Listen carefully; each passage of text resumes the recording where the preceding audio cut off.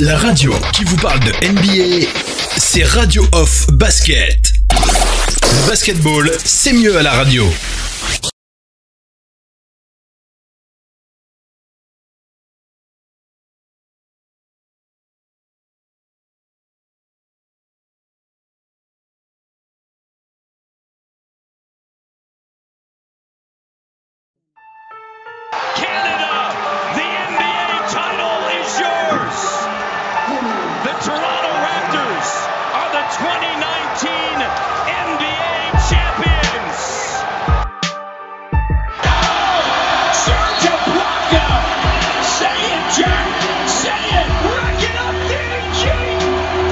Ibaka said, no, get that garbage out of here! 112-109. Pascal, the three, good! All-star. Swatted by Boucher. Chris soaring in, finger roll. Little French pastry right there. Gotta love it. Bonjour. Ça va? Ça va bien. Et toi, ça va? Ça va bien, ça va bien. Bonjour à tous et bienvenue pour cet épisode numéro 15 de Dino Talk. Épisode numéro 15, le numéro 15 pour tous les fans des Raptors. Ça signifie quelque chose, ça signifie Vince Carter. On ne pouvait pas passer à côté pour cet épisode 15. C'est un peu pour cette raison qu'on vous a laissé, chers auditeurs, sans Dino Talk pendant un petit moment. Il fallait qu'on s'organise et personnellement, je voulais attendre la fin de la saison NBA également. Ça m'a fait du bien, je ne sais pas à vous, mais de relâcher un peu tout après l'élimination des Raptors et de suivre un peu le reste de la saison en tant que spectateur. Donc, nous voilà de retour pour parler de Vince Carter et je vous ai réservé du lourd pour parler de Vince Carter. Je vous ai réservé de grands fans, des fans des Raptors, des fans de Vince Carter. Et pour commencer, un habitué de l'émission, Alex. Salut Alex. Salut Mike, salut tout le monde. Comment tu vas Alex et comment tu as vécu un peu cette fin de saison NBA sans nos Raptors? Eh ben écoute, ça va très bien, ça va plutôt bien. On a réussi à suivre la saison jusqu'au bout, malgré l'absence des Raptors. Il fallait bien qu'on suive un maximum, étant donné qu'on ne sait pas trop quand est-ce qu'on va en récupérer la NBA. Je pense que le temps va être long. Mais non, félicitations aux Lakers pour leur titre. Chapeau à Miami aussi, qui a fait une superbe bulle. Faut le reconnaître. Je dois avouer qu'en début de saison, si on m'avait dit Miami en finale de conférence, je l'aurais pas cru. Donc non, c'était plutôt cool. Je dois avouer que j'étais sceptique au début et finalement, ça a été bien plaisant cette bulle. Très bien. On passe la parole à Arnaud. Arnaud qui est avec nous aujourd'hui. Arnaud, tu as déjà fait une émission et tu es aussi l'auteur d'un super article sur Raptors France sur Vince Carter. On ne pouvait pas ne pas t'inviter. Salut Arnaud. Salut Mike, salut l'équipe, salut tout le monde. Même question un peu toi, comment tu as vécu cette fin de saison NBA? Bon, on l'a suivi, moi je l'ai suivi un peu d'un regard un petit peu plus lointain légèrement, parce que bon, il n'y avait pas les Raptors, après c'est qu'on était plus trop habitués pour le coup à ne pas les voir, étant donné qu'on est champion en titre. On les a suivis jusqu'au dernier match la saison dernière. Mais ouais, franchement, pareil par rapport à Miami, c'est vrai qu'on les attendait pas du tout à ce niveau-là. J'étais bien content qu'ils nous vengent et qu'ils tapent Boston pour le coup en finale de conf. Et c'est vrai que bon, tout un symbole, les Lakers champions, on s'y attendait vraiment plus ou moins tous globalement, quoi. Je passe la parole à Patrick Bézindavi. Salut Patrick. Salut Mike, salut à tout le monde. Alors Patrick, toi, tu es le plus ancien de nous tous à être à Toronto. Tu es ici depuis 2002, si je ne me trompe pas. On ne pouvait pas ne pas t'inviter également, car toi, tu es l'un des seuls à avoir vu Vince Carter en étant à Toronto. Même question que tout le monde, comment tu as vécu cette fin de saison NBA? C'était vraiment intéressant de voir les matchs jusqu'au bout, mais je dois dire qu'après l'élimination des Raptors, je n'avais plus le même intérêt à regarder les matchs. Je regarde parce que j'aime la NBA en général, mais c'était comme que le meilleur gagne. Et après, je suis devenu un fan de Miami. J'espérais que Miami aille jusqu'au bout, peut-être jusqu'au 7e match. Mais je suis quand même content pour les Lakers, surtout certains joueurs comme Howard, comme Rondo, qui vraiment, ce titre leur a fait du bien. Mais comme on disait, je suis vraiment impressionné par la carrière de LeBron James et puis ce que les Lakers nous réservent et surtout que c'était une année très dure pour les Lakers avec la perte de Kobe Bryant. Le fait qu'ils aient gagné pour lui, je pense que c'était vraiment bon pour le sport, bon pour la NBA et puis vraiment la NBA a encore une fois prouvé que c'est une organisation excellente avec un fin de championnat excellent.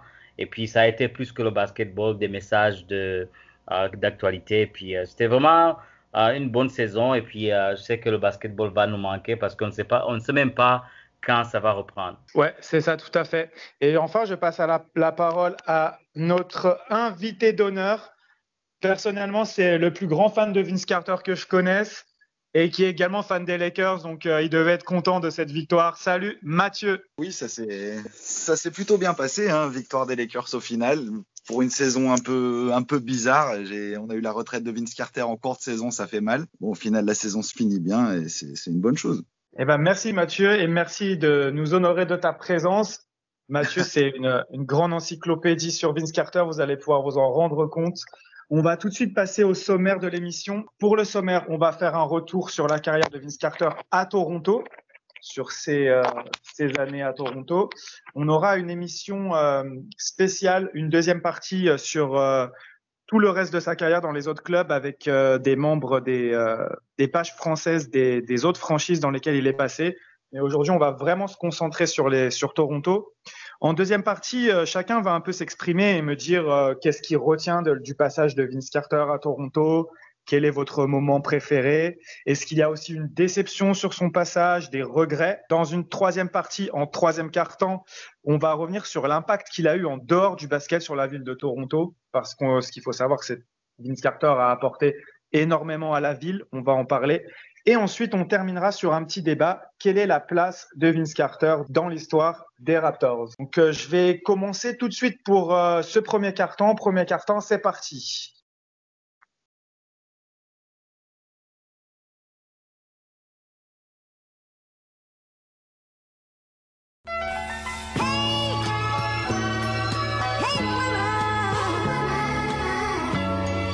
Seeing is believing.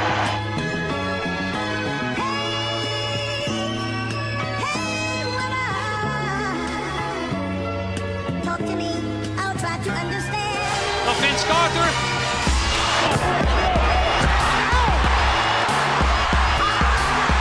To the trailer, Carter. There's Klaasson Duken, nou dat doet Vince Carter man. Prachtige paas. Carter. So far this season. Carter. Oh, what a play to end the ball game. Carter toch. He goes up. Carter right there to drop it through. The Lakers shot off, and what a follow by Vince Carter. There's Carter. Vince Carter gets it again. I mean, talk about against him. Oh, incomparable, invincible, and that could be an uppercut. And Carter with the dunk. Carter. The lob to Carter. Coda. Back on to Carter.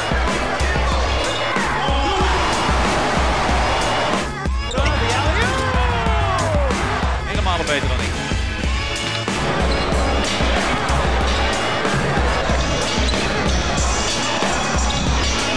Got the lob down to his side. But he's getting a lot of on his open. With a jam underneath. A monster jam. Making the best of it. They got a layup. Nobody rotated back. Carter. On that jump shot. Coda. So good on the lob as he pops. Lob underneath. Oh, he got to get some. Alley-oop. Get it out. Carter again. Oh, he's a wrecking crew tonight. Carter. Yes, sir. Hello. And the lob for Carter. Oh, my goodness. Another one. He may have bent the rim.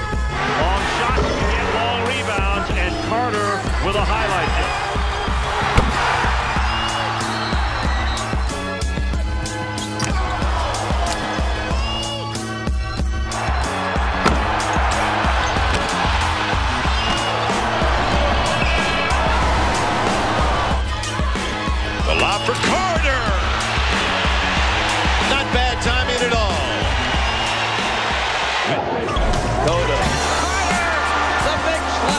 can really come out. Carter at the other end. Trying to get him to cover. Jones going to key. There's a backdoor. And he has 4 points and assists. North Carolina after Jai misses the 2. Throw at the ball. Gonzalez throws it away. Comes back. Put it up. Looking at the wall. Driver. Oh my God.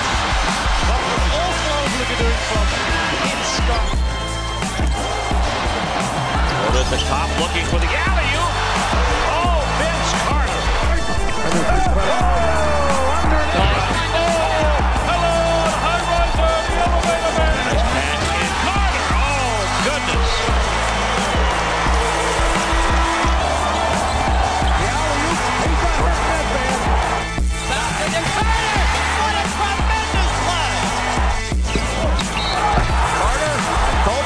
Getting the floor.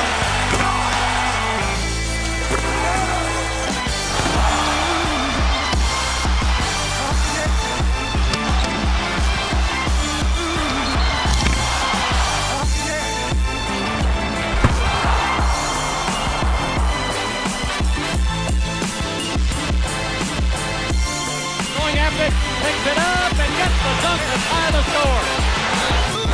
The trailer Carter.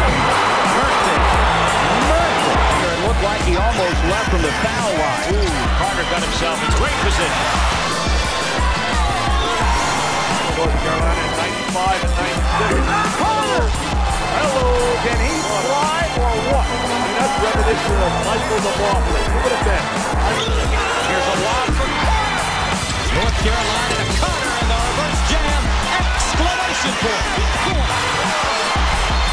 The Allen half. Oh, yeah.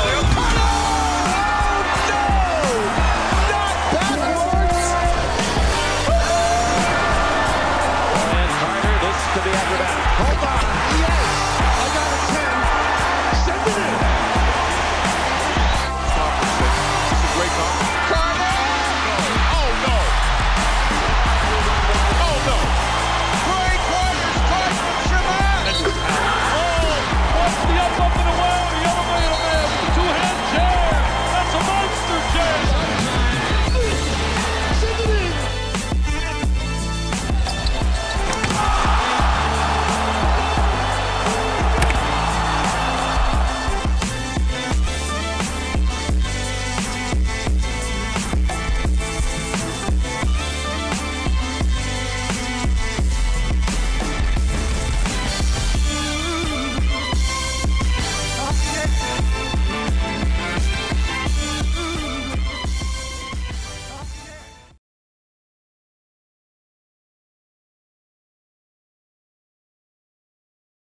Alors pour ce premier carton, je vais parler un petit peu beaucoup parce que je vais refaire l'historique un peu de Vince Carter. Je vais essayer de pas trop parler tout seul et je vais essayer de vous faire tous intervenir. On va commencer par le commencement avec Vince Carter en high school. Ce qu'il faut savoir, c'est que dès la high school, Vince Carter, c'est un joueur qui est spectaculaire et qui, dès la high school, est très fort sur les concours de dunk, qui fait parler de lui là-dessus.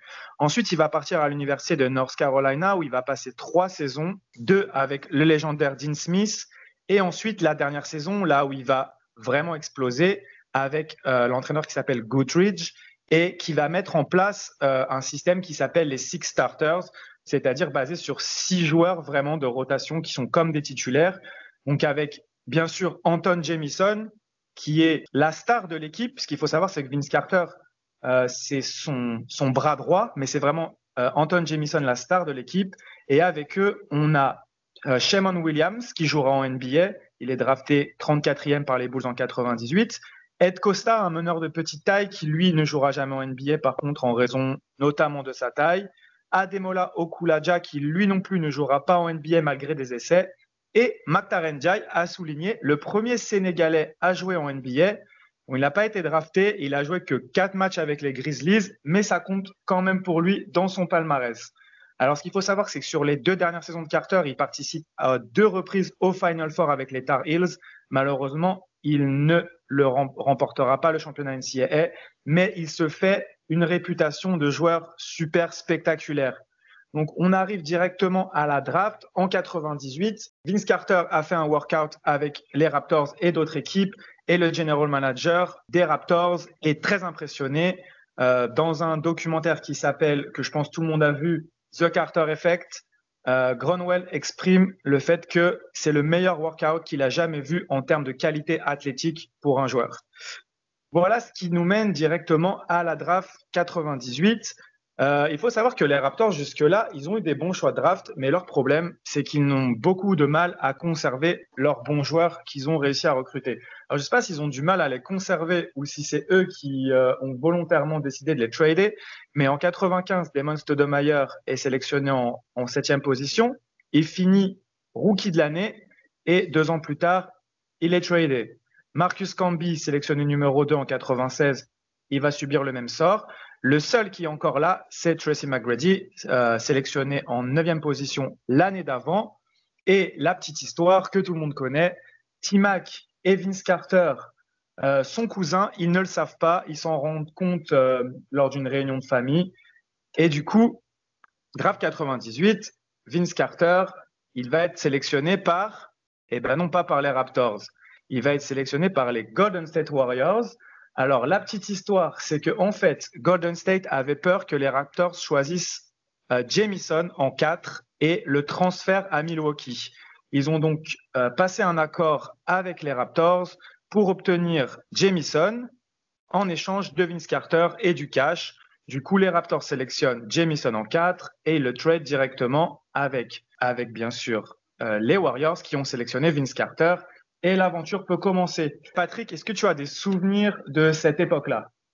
Le souvenir que j'ai, c'est que, tu l'as dit, Jamison devrait être le joueur qui a été drafté par les Raptors. Et puis, il y a eu un switch, comme en direct à la télé, où David Stern est venu annoncer le trade entre les deux joueurs. Et toi, du coup, Matt, tu es devenu fan de Vince Carter quand? Est-ce que c'est lors de cette première saison? Fin de première saison, oui. J'ai été tombé sur un top 10 et il m'avait rendu complètement dingue. Et du coup, à partir de là, c'était le top 10 des rookies de fin de saison où il apparaissait 5 ou 6 fois. Et du coup, j'ai été choqué. Et à partir de là, j'ai plus lâché en fait. J'ai pas vu son entrée en NBA, mais du coup, c'est la fin de première saison et à partir de là, c'était parti, quoi. Alex et Arnaud, est-ce que c'est loin pour vous ou est-ce que vous avez un petit truc à dire sur cette draft? Moi, c'est très très loin. Moi, j'avais 98, j'avais 3 ans. Ouais, j'en avais 4, donc c'était un peu short encore. Bon, pour la petite histoire, le numéro 1, c'est Michael Olowokandi. C'est l'un des plus gros fails de l'histoire de la draft. Il y en a eu d'autres, mais c'était vraiment… Quand tu vois la draft, derrière, il y a Mike Bibby, il y a Anton Jamison, il y a Vince Carter, il y a Jason Williams, il y a Dirk Nowitzki, il y a Paul Pierce, il y a même des Ricky Davis, Tyronn Lue, Al Harrington, Rashard Lewis, Cuttino Mobley qui sont pris bien plus loin. Et les Raptors, du coup, ont eu un coup de cœur sur Vince Carter et c'est le joueur qui va faire vraiment décoller la franchise. On revient sur cette saison rookie. Ce qu'il faut se rappeler, c'est c'est une saison de lockout, donc elle ne commence qu'en janvier. Et Vince Carter va tourner à 18 points par match cette saison-là. Et comme l'a dit Matt, il va être surtout ultra spectaculaire. Et il sera élu rookie de l'année. Quand on regarde un peu cette draft, il y a des beaux noms. Donc c'est pas une petite performance. Malheureusement, les Raptors ne vont pas accéder aux playoffs. Dans l'équipe, pour faire un peu le tour, il y avait Doug Christie, Dee Brown, il y avait T-Mac qui jouait sa 2e saison, mais T-Mac on va commencer à avoir des problèmes qui vont pointer avec T-Mac, c'est qu'on voit qu'il est sophomore et il joue seulement 22 minutes, tandis que Vince Carter pour sa première saison était déjà à 35 minutes de temps de jeu.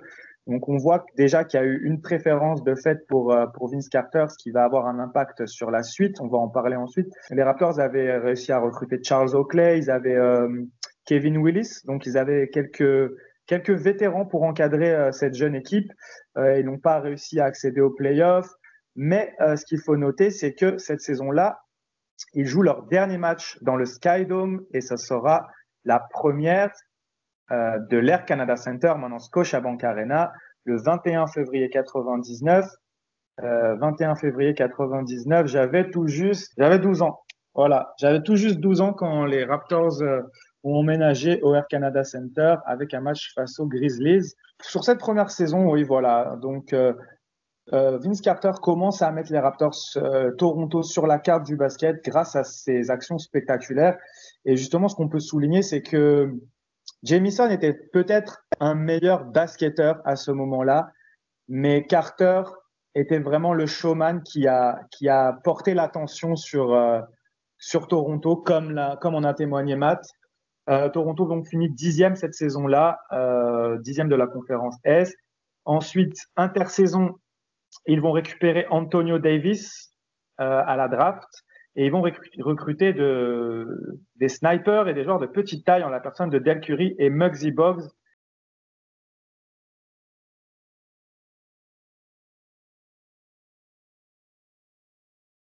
Rebound numbers. Oakley. Carter. On the floor.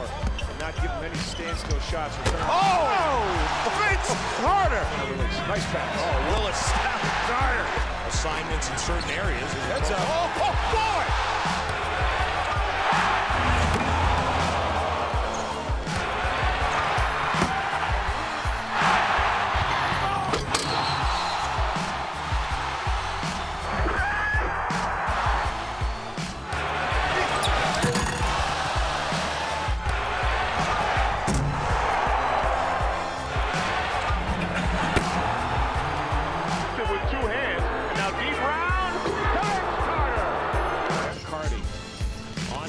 Vince Carter! Oh, yeah! Nice double down to trigger it loose. Vince Carter! Vince Carter wants the lob. There it is. Oh, no! Williams, the unsung point guard on this club. No. Vince Carter! Doug Christie. Carter with some authority. Carter elevates and throws it down. Take the first one. Passing up another shot. There's 1:15, 1:02, and immediately they go to Carter right away. Thomas with a great steal the Allen pass, and here's Vince Carter for the highlight reel. His own shot as a good offensive player should do. And Vince Carter! Coaches have turned teams around. There's Vince Carter, a little exclamation point. A veteran, Doug West on him. Carter to the basket! Oh! Short for the three. D. Brown got it back. Nice feed, and again to find the rookie. There's another alley-oop coming. And again! Game, Oakley, 2-on-1, 3-on-1. He does it again. Try to get it to a teammate if you can't get it to yourself. Carter again with the flush. That not being able to give it the kind of effort that it tonight, and it worked. Best pass in basketball. But then D. Brown comes up with it. The Raptors have numbers. Oh, no question about it. Here is Oakley looping it in. Oh, Carter! Ron Wallace turns, fade away off the glass. Oh, no! He did not do that! Carter, heads up. Oh! And listen to the crowd.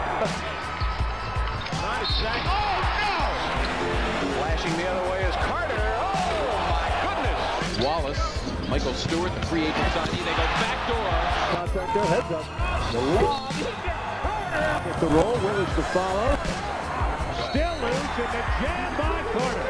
And high percentage stuff. 8-point lead. Carter with a right-hand dunk. Ball D. Brown comes up with it for the Raptors.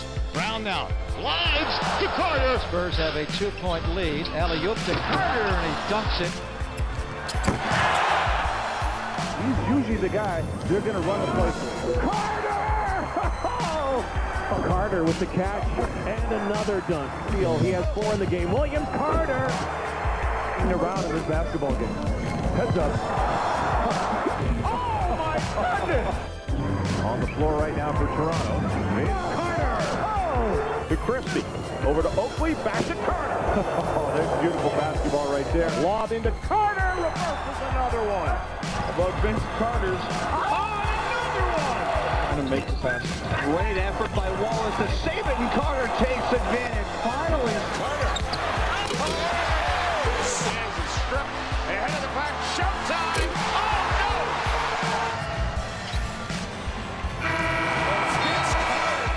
no. Was it 20 from downtown this year? 20 of them. Oh! Vince Carter showing you some of the highlight reel.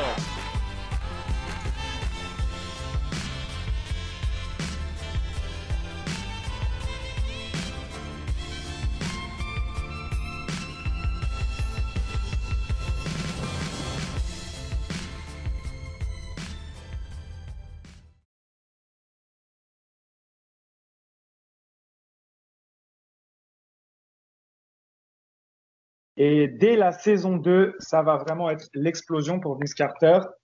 À noter que c'est également la saison où il change d'uniforme. Adieu le dino et bonjour le nouveau maillot violet, le maillot qui a été rendu célèbre par le concours de dunk que Vince Carter va gagner cette année-là. Donc pour sa saison sophomore, Carter il tourne à 25,7 points. Il est le 4e meilleur scoreur de la ligue et il va aller au dunk contest avec T-Mac. Est-ce que quelqu'un connaît un peu l'histoire de ce dunk contest et veut la raconter? Mais ce que je sais, c'est que au départ, Vince a essayé de convaincre T-Mac à participer, mais T-Mac ne voulait pas. Il ne voulait pas. Et puis, par après, il a convaincu à participer avec lui. Mais T-Mac il avait déjà vu dans les séances d'entraînement ce que pouvait faire Vince au niveau des dunks. Mais Vince lui-même a dit que beaucoup de ces dunks étaient improvisés. Donc, c'est des dunks que c'était la première fois qu'il les faisait, donc au vu de tout le monde.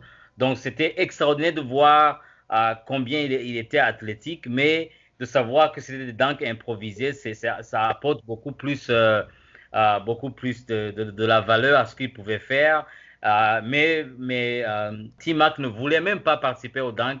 Mais Vince l'a convaincu à participer avec lui. Ouais, et pour la petite histoire aussi, en fait, le jour du concours de dunk, ils attendaient leur chauffeur qui devait les emmener à la salle parce qu'en fait, ça se déroulait à Oakland et les joueurs restaient à San Francisco. Et en fait, le chauffeur n'est jamais arrivé. Et du coup, T-Mac avait trouvé une bonne raison pour dire « Ah, c'est bon, on n'y va pas ». Et du coup, ils se sont retrouvés… je ne sais pas s'ils ont loué une voiture ou s'ils ont pris un taxi, mais Vince Carter raconte qu'ils étaient dans une toute petite voiture et qu'ils ont dû essayer de trouver un moyen de tous rentrer là-dedans. Ils étaient 4, donc c'est assez drôle. Et donc du coup, ce célèbre concours de dunk, qui pour beaucoup est l'un des plus grands concours de dunk de l'histoire, si ce n'est le plus grand. Et les Raptors, également, cette saison-là, ils vont, pour la première fois de leur histoire, accéder aux playoffs. Ils seront sweepés par les Knicks, mais quand même une première expérience. Quels sont tes souvenirs, Matt, de cette deuxième saison? La deuxième, la saison de l'explosion, comme tu dis, le concours de dunk, tout ça, les playoffs. Les playoffs 3-0, c'était au premier tour, ça se joue encore en 5 matchs. Et du coup, oui, ça a été compliqué. Bon, ils pourront prendre leur revanche l'année d'après, mais oui, la première saison, ça a été le début, enfin l'explosion, on va dire. Des grosses perfs, des matchs à plus de 40 points. Je sais pas si aussi 51 points. Je crois qu'il le fait dans sa deuxième saison, son record en carrière contre Phoenix. Donc ouais, ça commençait déjà à être du grand joueur. À peine sophomore, c'était quelque chose. C'est ça. Et on peut noter aussi déjà quelque chose qu'il faut noter pour la suite. 38 minutes de jeu par match. C'était déjà un temps de jeu vraiment énorme. Il a joué les 82 matchs cette saison-là. Et à titre de comparaison, T-Mac était pas encore titulaire. Il était remplaçant et il tournait à 31 minutes. Il était quand même à 15 points. Hein. T-Mac, il fait pas une mauvaise saison cette année-là. Et oui, l'équipe qui accède aux playoffs pour la première fois. Qu'est-ce que tu notes sur cette saison, Arnaud, toi qui as fait un article sur Vince Carter? Après, moi, c'est vrai que j'ai pas eu la chance de vivre Vince Carter à Toronto parce que j'étais trop jeune. Quand il est parti, je crois que j'avais 14 ans, un truc comme ça, même pas. Mais après, c'est vrai que aussi bien sportivement que donc sûr qu'en dehors des parquets, il a marqué l'équipe. Dès qu'il est arrivé, en fait, donc il a fini rookie de l'année.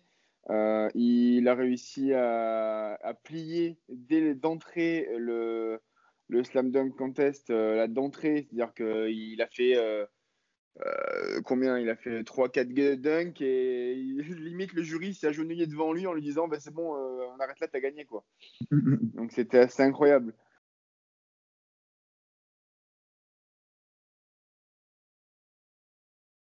After a 2-year absence, the Slam Dunk Contest was back.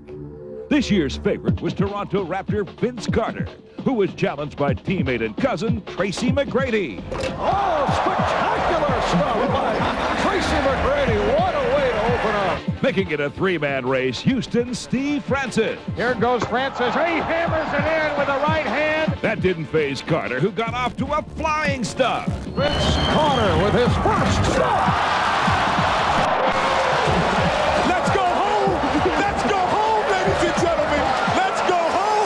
Vince received a perfect score of 50 and then assisted McGrady on this power dunk. But Francis said, I'll send this one down all by myself. He jumps it. He bounced it off the court, went up high, sideways. If it's possible to get an 11, I would give him 11. Then Vince answered right back. And Vince adding to the repertoire. Carter received a 49 for that slam, but then McGrady countered. Does not have to do anything extraordinary, but he does. Oh! The judges gave McGrady a 50. Oh! The judges gave McGrady a 50 for that one. But then Vince pulled out a showstopper of his own. It's over! It's over, ladies and gentlemen! The judges are coming over the table to congratulate Vince Carter. This is unheard of. He's off the chart. I mean, really off the chart. People say that, but this guy, he in another planet. In the final round, both Francis and McGrady thrilled the crowd with spectacular dunks. But their efforts fell short. That's because Vince Carter wasn't through yet, going for his third perfect score. Here he goes. Carter goes up, and he hammers it in with the right hand. I've never seen that before. I'm not sure the guy can't go into the rim head first. Make that another 50 for Vince Carter. And that sealed a victory for Vince, who was thrilled to be the new Slam Dunk champion. To the fans, you know, I don't know if they realize how difficult some of the dunks these guys are trying tonight, and I'm just happy that I can actually win.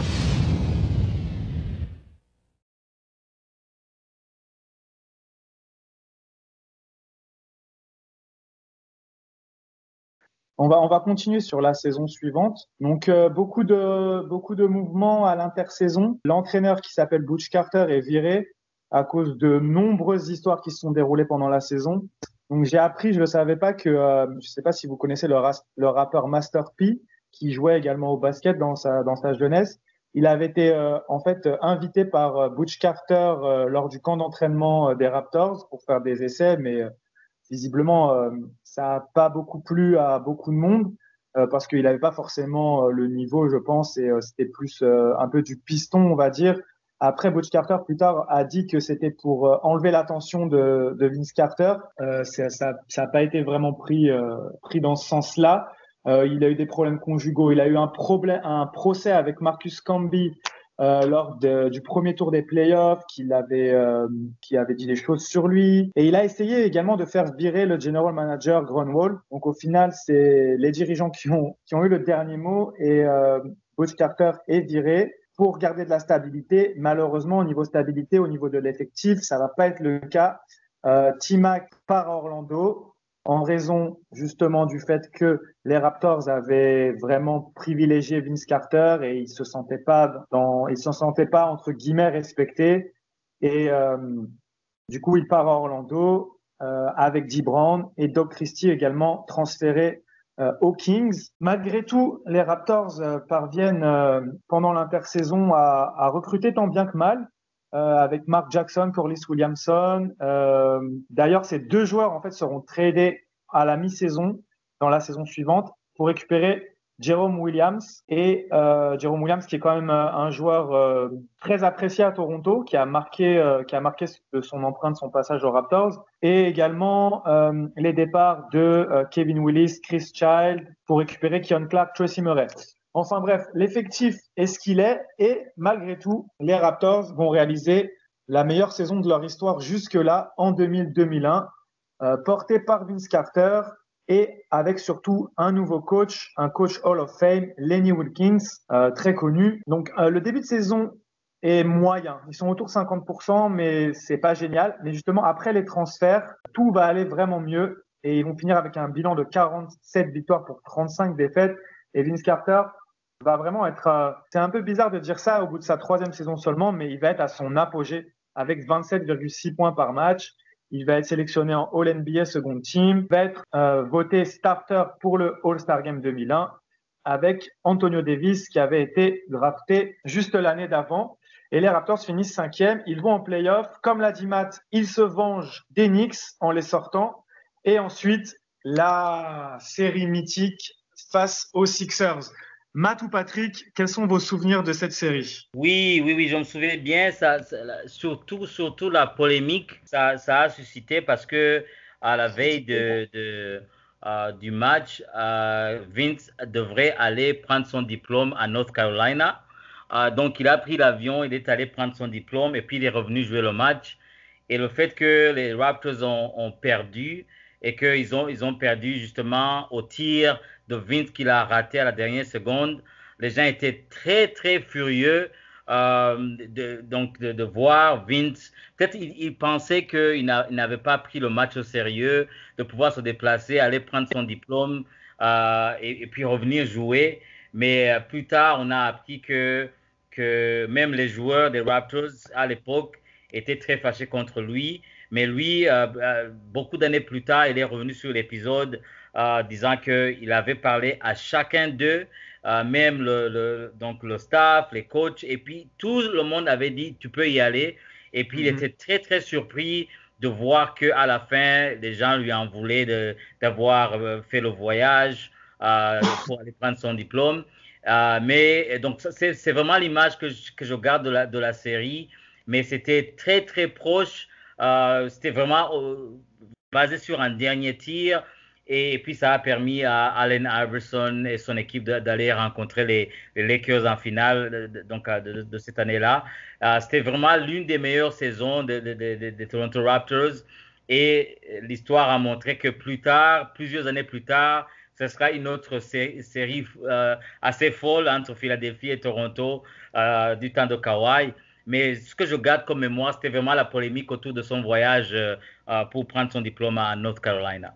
C'est ça, avant le match 7, sachant qu'il s'était livré à un duel de folie avec Allen Iverson pendant toute cette série. Et il fait un petit match, mais comme Iverson, en fait, le match 7, c'était un match très serré. Et avec du recul, comme tu l'as dit, ses coéquipiers avaient tous donné le feu vert pour qu'il aille récupérer son diplôme. Il est arrivé 5 heures avant le match. Donc, c'est pas non plus, il n'est pas descendu de l'avion, il est venu à la salle non plus. Et en fait, le truc, c'est que s'il met ce tir, en fait, c'est pour un tir. En gros, on lui reproche d'être allé chercher son diplôme pour un tir. Comme si le fait d'être allé chercher son diplôme, ça lui avait fait rater ce tir. Ce que je trouve est vraiment assez ridicule. Quel est ton avis là-dessus, Matt? Ah bah moi, ouais, tu t'en doutes, quoi. Oui, non, c'est sûr que s'il met le titre, l'histoire est pas la même et personne lui reproche. Mais bon, il faut bien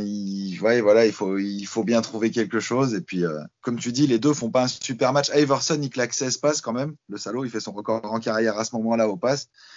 Et ça joue. Et Vince, loupe à pas grand-chose le shoot de la gagne, mais ça passe pas. Et puis, voilà, du coup, c'est fini en 7 matchs. Mais bon, c'était une grosse série et tout le monde s'en rappelle encore quand on parle des gros duels en play-off. Ça a mis des 50 points, des 40 points, c'était à droit. C'était d'ailleurs 9 sur 13 à 3 points, Vince Carter, quand il met son match à 50 points. Je ne sais pas si le record tient toujours, mais à l'époque, c'était record égalisé. Donc, c'est joli quand même. Ouais, c'est assez exceptionnel, surtout quand on se rappelle du basket de l'époque où il n'y avait pas autant de tirs à 3 points. Je fais une parenthèse là-dessus. D'ailleurs, on note un peu, souvent en ce moment, on voit, oui, tel joueur a battu le record de tirs à 3 points, mais il faut remettre dans le contexte. C'est un peu logique les records qui sont battus en ce moment, vu qu'il y a un volume de tirs à 3 points bien plus important.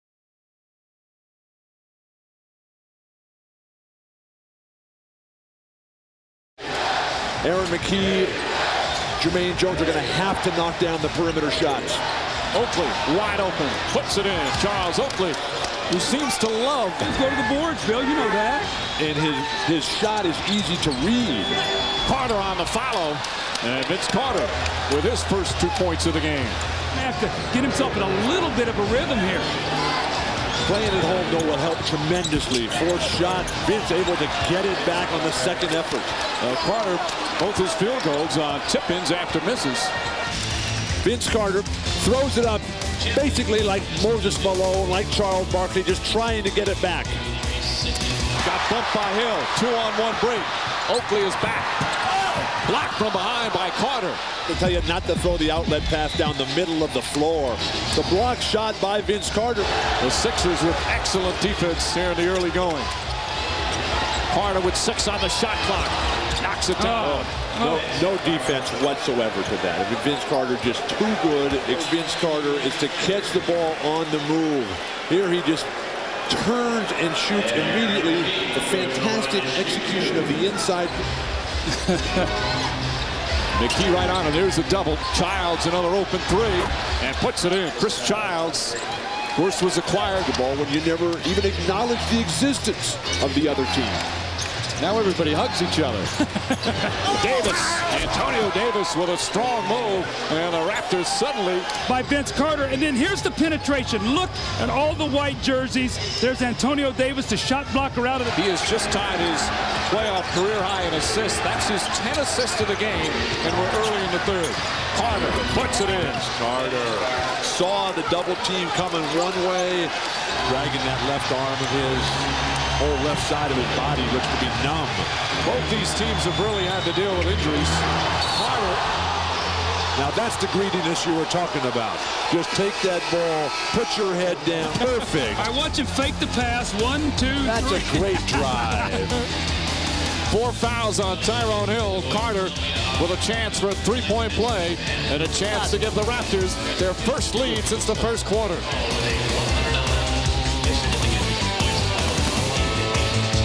Just a little bit of a ball fake and in for the uncontested dunk. Carter goes right at Mutombo with the left hand. Oh, what a shot. 4-time Defensive Player of the Year. Vince Carter with a spectacular left-handed drive. We saw a lot yesterday from Kobe Bryant. Vince Carter finally gets an opportunity on the move. Wrong foots the defense. Phillies back up by 4. Still plenty of time. We've just played over 2 minutes here in the fourth. Antonio Davis back in and puts it in. Antonio Davis throughout this series waving the crowd up. Carter, Davis wide open, puts it in again. Penetration and dish, championship style. Get into the paint. Davis listens to you, Bill. Carter splits the defenders, gets inside, and he's hammered. Enough to be able to do that. Look at this crossover, and he gets in the air, 2 guys, and finally gets the contact. That was your game, Doug. Oh, no question. I used to take it right at you, Bill. Carter now at 19.7 assists. So much made about what he did earlier today, but it doesn't seem like it's had any effect in terms of what he's done on the floor. I agree with that. This has not been a distraction. Don't look and say that he's 6 for 17. They've been swarming him, but more importantly, he's given the ball up to his teammates.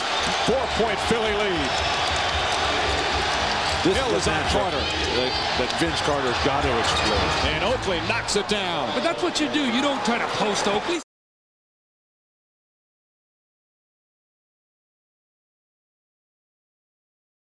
And they've got Del Curry inbounding the ball. They're going to set screens for Vince Carter coming to it. Also watch the quick pass to Curry after he inbounds. Curry has it. Carter trying to get free. Carter at the buzzer. No good. And the Sixers hold on and advance to the conference finals.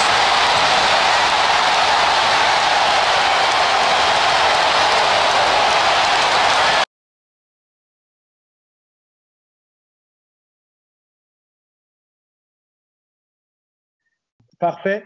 Du coup, les Raptors sont éliminés et Vince Carter, à l'été 2001, il touche le gros lot. Il annonce sa prolongation de contrat, 94 millions sur 6 ans. Et malheureusement, c'est là que les choses ont commencé à se gâter, mais pas en raison du fait que son niveau de jeu va diminuer, mais surtout en raison des blessures. Et si je pointais du doigt son temps de jeu tout à l'heure, c'est peut-être pour expliquer un peu cela. Sur la saison précédente, il tourne à 39 minutes par match. Donc en gros, 37 minutes, 38 minutes, 39 minutes. et il joue 75 matchs, donc il rate très peu de matchs. Et est-ce que, Matt, tu penses que le fait que sur ces 3 années suivantes à Toronto, il a été beaucoup blessé, c'est sa surutilisation sur les années précédentes? On l'a vu, il s'est passé la même chose encore plus grave avec Derrick Rose. Est-ce que pour toi, c'est une des explications? Bah, je sais pas, et c'est vrai qu'il avait l'air de tenir. Après, je me rappelle que le concours de dunk 2001, beaucoup de gens voulaient qu'il le fasse, et lui, il se plaignait déjà qu'il avait des petites douleurs au genou, et donc il voulait pas faire le concours de dunk. C'est ce qu'il se disait à l'époque. Et après, donc, je sais pas si c'est suite à ça, peut-être qu'il aurait dû, parce que c'est vrai il passait la majeure partie de son temps en l'air, il forçait, donc après, où tu regardes l'année suivante, le temps de jeu avait, ouais, non, tu me diras, c'est après ses blessures que ça a baissé. Là, il jouait encore beaucoup, mais bon, c'est vrai que 40 minutes pour un joueur de 23 ans, ça va. C'est vrai qu'il joue beaucoup, mais bon, je sais pas si c'est dû à la surutilisation vraiment ou si c'est pas de bol. Parce que la saison suivante, en fait, il fait les 60 premiers matchs, mais il se blesse sur les 20 derniers et il tournait encore à 39,8 minutes. Il est à 24,7 points. Toronto va en playoff et est sorti au premier tour par les Pistons. Et là, c'est vraiment la dernière saison où Carter a un bon niveau avec les Raptors. Malheureusement, la suivante, c'est blessure sur blessure. Il joue que 43 matchs. Et encore la suivante, si je ne me trompe pas, c'est l'arrivée de Chris Bosh. Là, il en joue 73, mais ils ne font pas les playoffs. Donc voilà, on va sauter un petit peu. Et l'année suivante, du coup, Vince Carter est transféré en cours de saison. Il le dit lui-même qu'il ne voulait pas partir. Il ne voulait pas partir. Alors, je ne sais pas si tu as ce souvenir de comment était un peu l'ambiance autour des Raptors à ce moment-là. Parce qu'en fait, là, c'est ce qu'il dit lui dans le documentaire. Mais est-ce qu'on avait quand même l'impression que Carter n'était plus dedans? Comment tu vois ça un peu, toi? Moi, je sais qu'à l'époque, il y avait pas mal de choses. Déjà, il avait sorti un truc comme quoi il voulait arrêter de dunker parce que j'avais l'impression que ça allait pas. On a l'impression que ça allait pas très bien. Il voulait arrêter de dunker parce qu'il disait qu'il en avait marre d'être catalogué comme un dunker, qu'il voulait montrer autre chose au public. On a l'impression qu'il n'était pas spécialement heureux. Alors après, on sait jamais vraiment ce qui se passe en coulisses, mais de ce qui se dit, il avait envie d'ailleurs, quoi. C'était des problèmes avec la direction, ça allait plus dans le sens. Les coachs lui allaient pas, et puis je pense qu'il avait envie d'ailleurs aussi. Il devait voir que ça tournait ailleurs et je sais pas, il voulait prendre sûrement un nouveau départ. Ouais. Et toi, Patrick, quel souvenir tu as de cette dernière saison de Vince Carter? Oh là, j'étais déjà à Toronto. Je me souviens très très bien du départ. C'était vraiment pénible et surtout les fans lui en voulaient beaucoup parce que il disait justement que on a parlé des blessures. Les fans disaient que ce ne sont pas de vraies blessures. Il ne voulait pas donner le maximum de lui-même parce qu'il voulait partir. Et quand ils l'ont vu exceller dans l'équipe de New Jersey à l'époque, c'était pas à Brooklyn, c'était à New Jersey avec Jason Kidd, Jefferson, où ils ont vraiment excellé. Après, ils disaient voilà, là il joue bien parce qu'il n'est plus à Toronto. Et le premier match, je n'oublierai jamais son premier match de retour à Toronto. Les gens le huaient, c'était fou. Moi, je ne pensais jamais qu'un jour les fans de Toronto allaient lui pardonner parce que le bruit qu'il faisait, les chansons, les injures des fans au retour, c'était incroyable. Chaque fois que tu sais, les fans de Toronto, c'est parmi vraiment les meilleurs de la NBA. Quand ils crient defense, defense, c'est toute la salle. Donc là, ils criaient defense, defense. Et puis, lorsque Vince touchait la balle, c'était plus defense, c'était bouh. Donc, tu vois, à l'époque, c'était Air Canada Center. 20 000 personnes qui huaient la personne. C'était fou. Et puis, même avant son départ, il jouait vraiment moins. À l'époque, je pense que le coach, c'était Sam Mitchell. Il ne le faisait pas jouer, il était tout le temps sur le banc. On voyait que ça n'allait pas vraiment avec l'équipe des Raptors. Il y avait même des rumeurs qui ont été après confirmées par Jalen Rose, qui était son coéquipier à Toronto à l'époque, qui disait que Vince vraiment s'est battu contre son coach dans les vestiaires. Il s'est battu contre ça, Mitch, carrément. Donc, vraiment, c'était un climat qui n'allait pas bien au sein de l'équipe. Et surtout, moi, personnellement, ce que je me rappelle, c'est les joueurs qu'on a eus en échange. Parce que c'est vrai qu'il a été envoyé, il y a eu un trade, mais les joueurs que les Raptors ont eus, c'est comme ils l'ont donné gratuitement. Et à l'époque, il y avait 3 joueurs, dont Alonzo Mourning, qui devait venir de New Jersey pour jouer à Toronto. Et lui, il a carrément refusé. Il a carrément refusé de venir à Toronto. Et plus tard, il a été envoyé à Miami, où il a gagné la coupe avec D-Wade et puis Shaquille O'Neal après. Mais il ne voulait même pas venir à Toronto. Et donc, moi, j'étais vraiment furieux de voir un joueur de calibre comme Vince partir et nous donner des joueurs vraiment qui étaient des joueurs de banc, qui n'ont rien profité à l'équipe de Toronto. C'était vraiment, même les 3-4 saisons qui ont suivi, chaque fois que Vince revenait à Toronto, c'était le joueur le plus haï de la ville à l'époque. Donc là, je suis vraiment content que les fans l'ont pardonné. Ils ont compris ce qu'il signifie pour l'équipe. Mais c'était vraiment fou. Et puis, ils se sont rencontrés en playoffs. Et c'est Vince qui les a éliminés en tir fou à la dernière seconde. C'était vraiment les années folles des Raptors. Ouais, c'est une triste fin quand même quand tu repenses au fait que malgré tout, Vince Carter, c'est la première star américaine qui a accepté et qui a aimé jouer au Canada. Parce que si on prend tous les draft picks que j'avais cités précédemment, ils sont tous partis. Alors après, l'histoire ne dit pas si c'est eux qui ont demandé à être transférés ou si c'est le management des Raptors qui, à cette époque, n'a pas été bon également, faut le souligner, qui a fait en sorte qu'ils soient partis. Mais Toronto a eu beaucoup de mal à garder ses joueurs américains et ses joueurs forts pendant longtemps. Chris Bosh en est encore un exemple par la suite.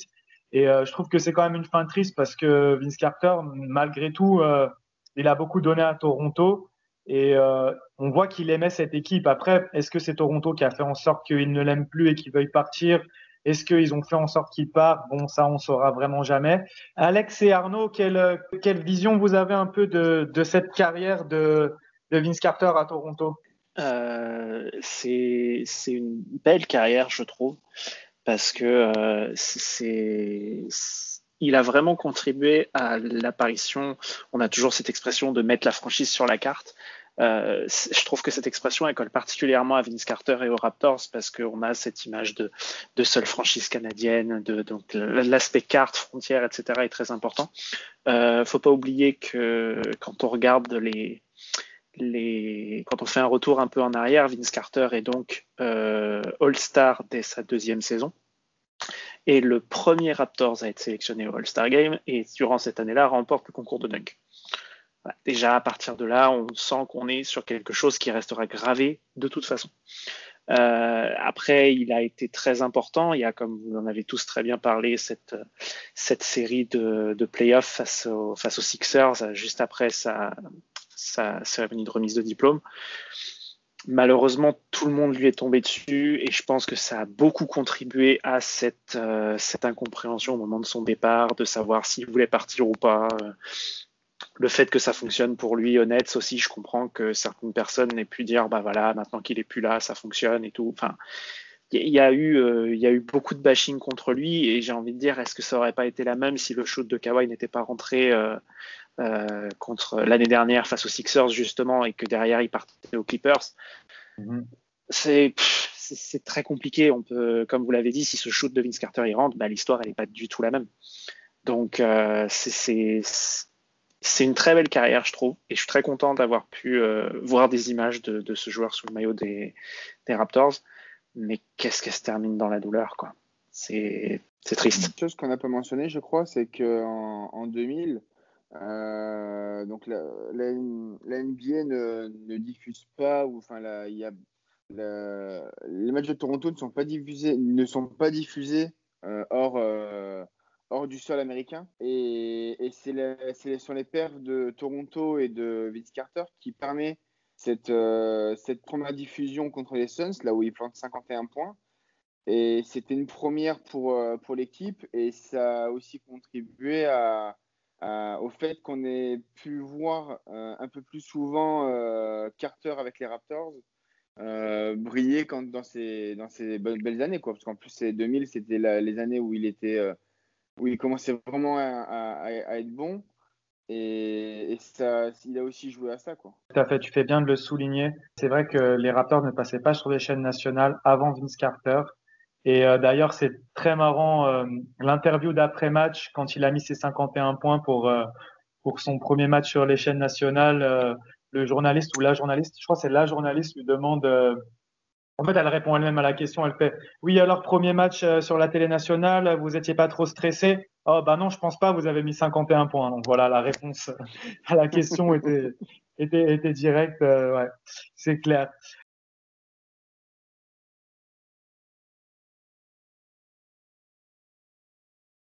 Under 48%.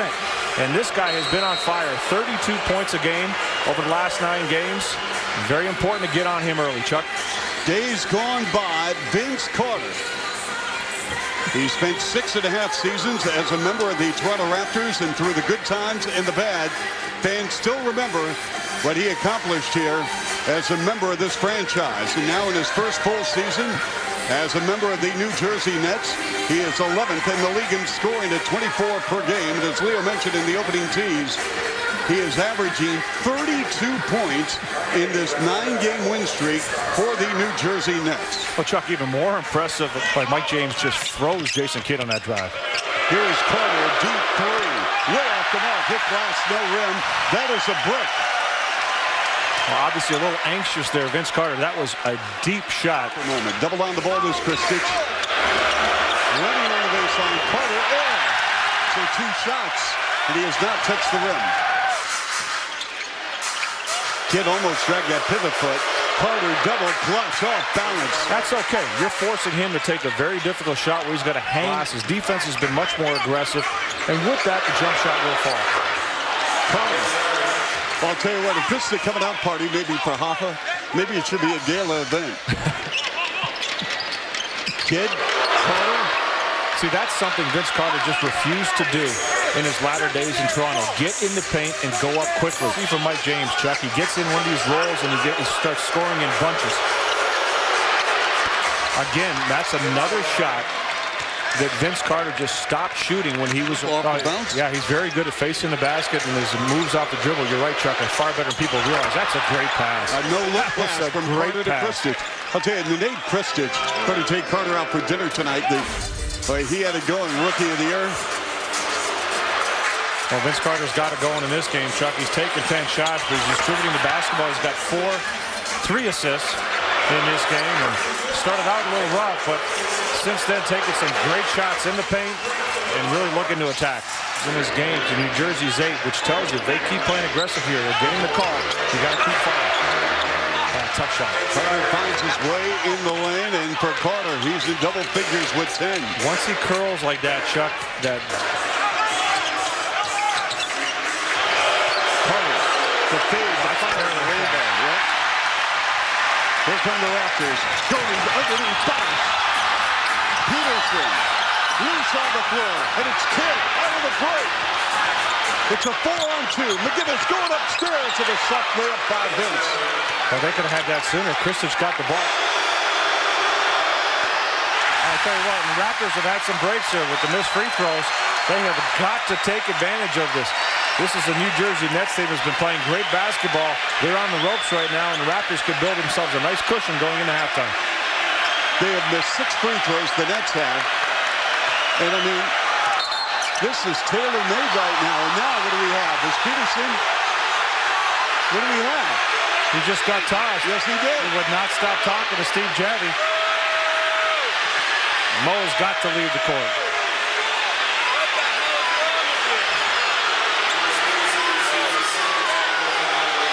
See, Vince, whether it was playful or not, he gave him a little slap. And now Peterson, he has got to leave the court now, or he's going to get fined big time.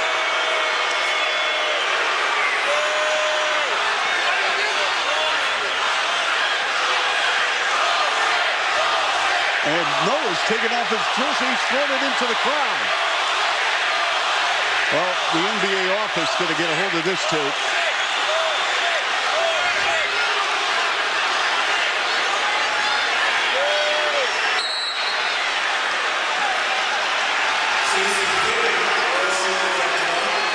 Wow. Yeah, and he's been playing so well for the Toronto Raptors. They really need him. Let's see what happened on this play. Vince Carter just... Oh, they were just fooling around there. Wow. Yep. Wow, you got to be kidding me. No Richard Jefferson, but Vince Carter with 12, and it's 51-48 Raptors. Normal. Well, Jalen, emotions running a little high right now. Maybe it's time to take a break. Yeah, pro sports, emotions running high. Obviously, we're playing a pretty good first half, and hopefully we can find a way to keep it up. Nets trailing by 3. They still have Vince Carter in the game, though. The Raptors do not have Mo Peterson, who was thrown out after